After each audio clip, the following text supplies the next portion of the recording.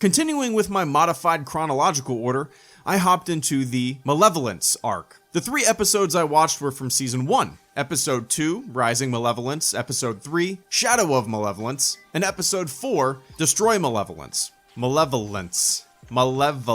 Before I watched these episodes, I had no idea what the Malevolence was.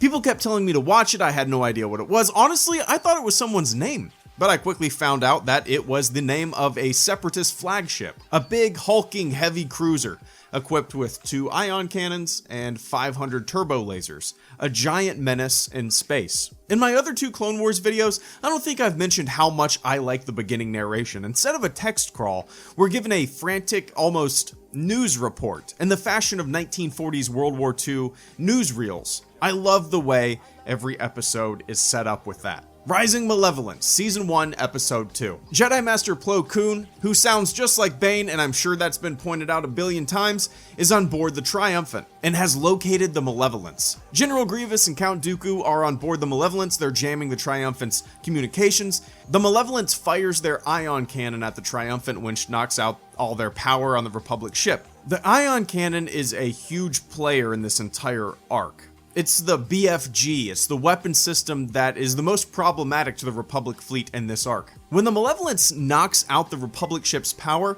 it begins pummeling. Escape pods are jettisoned, and on board one of the escape pods is Jedi Master Plo Koon, and 3 clone troopers, Boost, Commander Wolf, and Sinker. The whole escape pod debris field dynamic that played out in this episode was definitely one of the more edge-of-your-seat moments. One of my favorite moments in this entire arc, seeing the pod hunters that General Grievous dispatched hunt for the remaining escape pods, seeing the remnants of already destroyed pods and the clones hanging out of them, seeing the droids break the front of an escape pod as the clones inside helplessly watch and are sucked into the vacuum of space.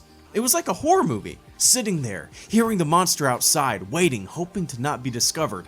I loved this entire sequence. When the pod hunter discovers Jedi Master Plo Koon's escape pod, it latches on and begins squeezing the pod like a turkey baster. The crew inside of the pod gets out and begins to fight the droids and the big pod hunter. This sequence was fun, but a little bit goofy to me, and that's fine. It's only goofy to me because whenever I see characters from movies or shows go into a vacuum of space and floating around without any gravity, my brain looks for things that wouldn't actually happen, and that's my fault, not the show's fault.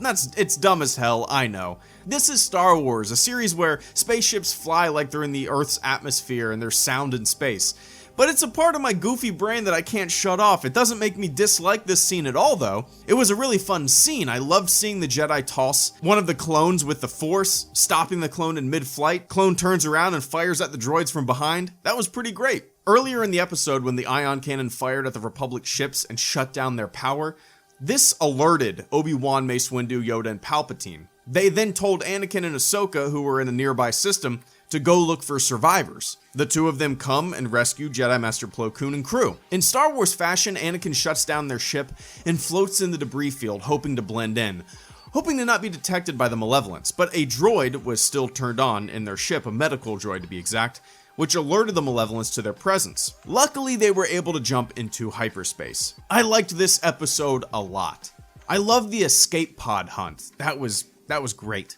I actually really like General Grievous in this. He came off as someone who wants to desperately please his higher-ups and gain recognition. He doesn't care about his crew. I liked Anakin's portrayal too. It seems like every single time he's on screen in every single episode I've seen so far, he's charting his own path and kind of going against the grain. After watching Rising Malevolence, I watched the next episode, Shadow of Malevolence. The Malevolence goes after a medical center, and in that medical center there are 60,000 wounded clones, or wounded troopers. I don't know if they said specifically who's in there, but there's 60,000 wounded people. Anakin leads the attack on the Malevolence and General Grievous. He employs a squadron of Y-wing bombers, and their goal is to destroy the bridge of that ship, which will put an end to General Grievous.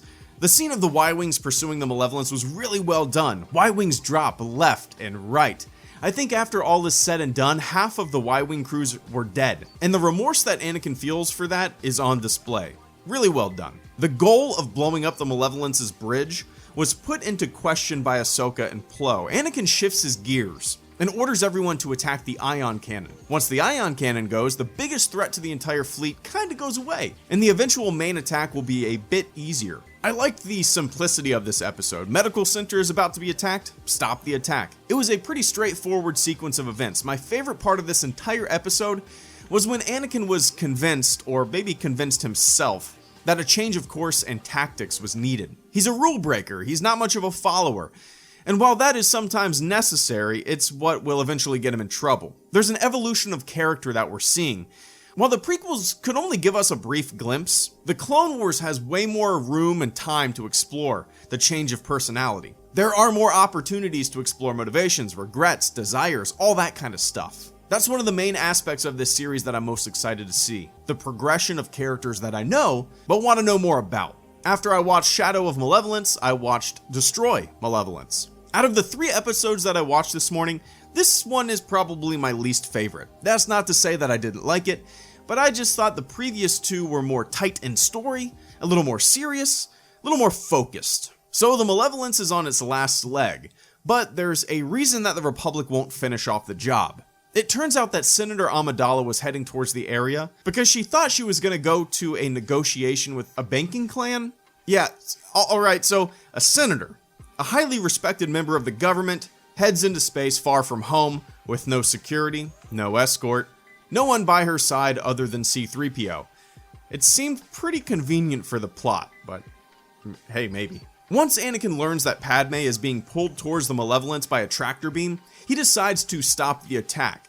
Padme tells him to continue fighting, continue to try to destroy the Malevolence, and everyone around Anakin seems to agree. The greater good and all that jazz, but of course Anakin decides against that. It's understandable. So the main brunt of the attack stops, and tactics shift. Once again, I like seeing Anakin's mind at work. The entire train sequence was a little and when the droids came to confront Obi-Wan Kenobi, the scene was tensionless. Obi-Wan wrecked the entire lot, no sweat, effortless. For scenes like this to work, for me at least, there needs to be some tension. If there isn't, well, then you're watching Superman hammer in a nail.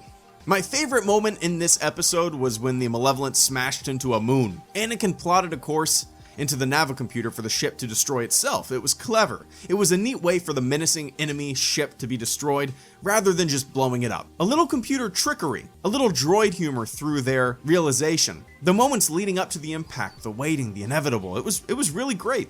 So if I had to rank these episodes in order, I'd put them in order of release. I liked Rising Malevolence best, followed by Shadow of Malevolence, and then Destroy Malevolence. Let me know what you guys thought of these episodes in the comment section below. HelloGreedo, out.